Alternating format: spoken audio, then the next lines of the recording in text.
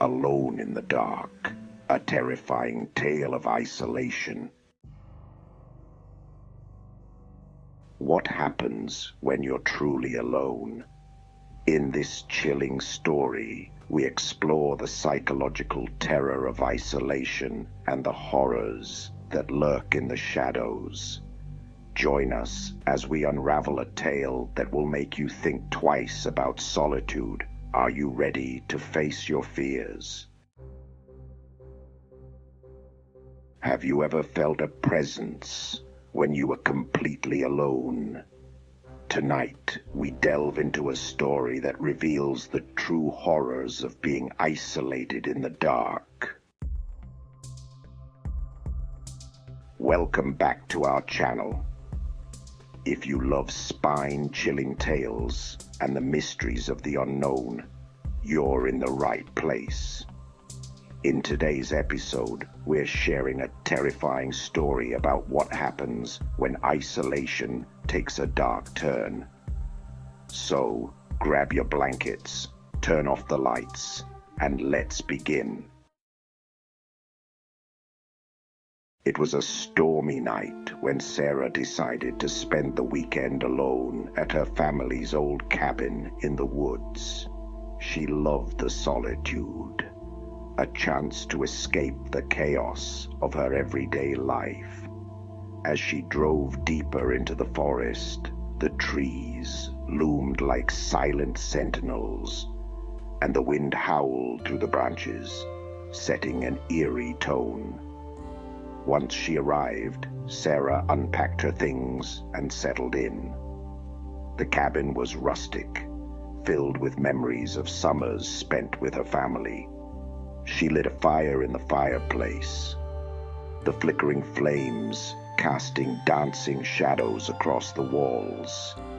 As the storm raged outside, she felt a sense of peace wash over her until the power went out. The sudden darkness enveloped her, and the only light came from the dying embers in the fireplace. Sarah grabbed a flashlight and made her way to the kitchen to find candles. As she rummaged through the drawers, she heard a soft thud from the living room. She froze, her heart racing. "Just the wind," she whispered to herself, trying to calm her nerves. But as she lit the candles, the feeling of being watched crept over her. She shook it off, convincing herself it was just her imagination. Settling down with a book, she tried to distract herself from the growing unease. But every creak of the cabin made her jump. The storm outside intensified, and the wind howled like a wailing ghost. As the hours passed, Sarah began to feel the weight of isolation. She decided to call a friend, but her phone had no signal.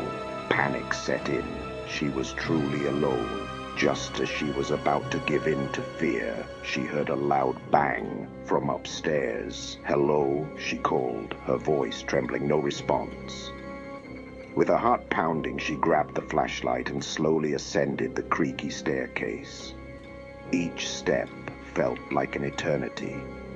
At the top, she paused, listening intently. The house was silent, but then she heard it again. A soft whisper, barely audible. "Sarah." Chills ran down her spine. She turned the flashlight towards the source of the sound, but there was nothing there. Just shadows dancing on the walls. Feeling increasingly uneasy, Sarah returned to the living room, trying to shake off the feeling of dread. She decided to distract herself with a movie on her laptop, but as she opened it, the screen flickered and went black. "Great," she muttered, frustration mixing with fear. She felt trapped in the cabin, the storm outside raging on. Suddenly she heard footsteps on the wooden floor above her. "Is someone there?" she yelled, her voice echoing in the silence. No answer. The footsteps continued, slow and deliberate. Gathering her courage, she grabbed the flashlight and headed back upstairs. The air felt thick, almost suffocating. As she reached the top, the whisper returned, clearer this time. "Sarah, come play with me." Terror gripped her as she realized the voice belonged to a child. She had never seen a child in the cabin. "Who are you?" she shouted, her voice trembling. The footsteps stopped, and a cold breeze swept through the hallway. The flashlight flickered, and in that moment of darkness, she felt a small hand grasp her wrist. She screamed, yanking her arm away and stumbling backward. In the dim light, she saw a figure, a small girl with hollow eyes and a sad smile. "Why are you scared?" "I just want to play."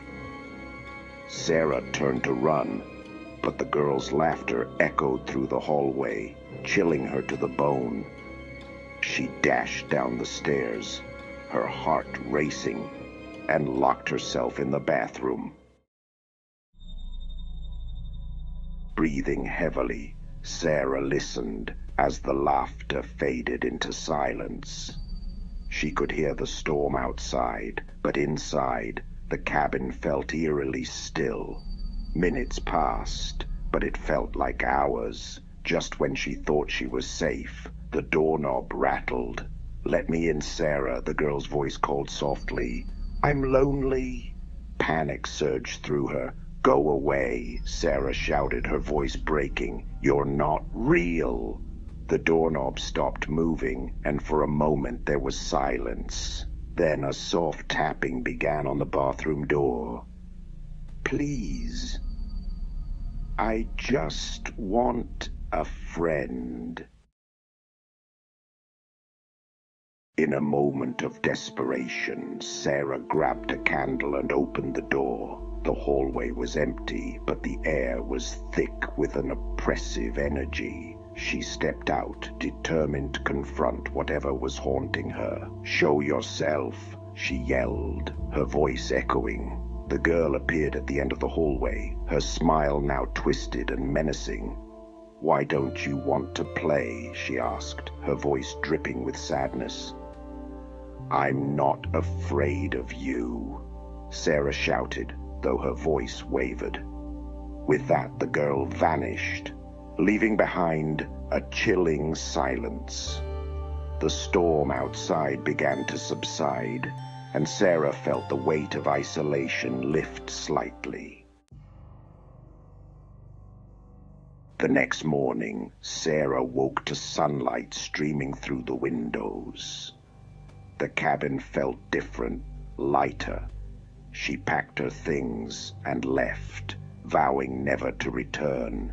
As she drove away, she glanced back at the cabin, a sense of relief washing over her.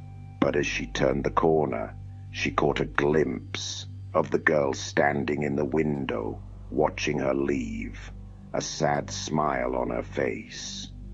Thank you for joining us on this terrifying journey. If you enjoyed this story, don't forget to like, subscribe, and hit the notification bell for more spine-chilling tales. Until next time, stay curious and stay safe.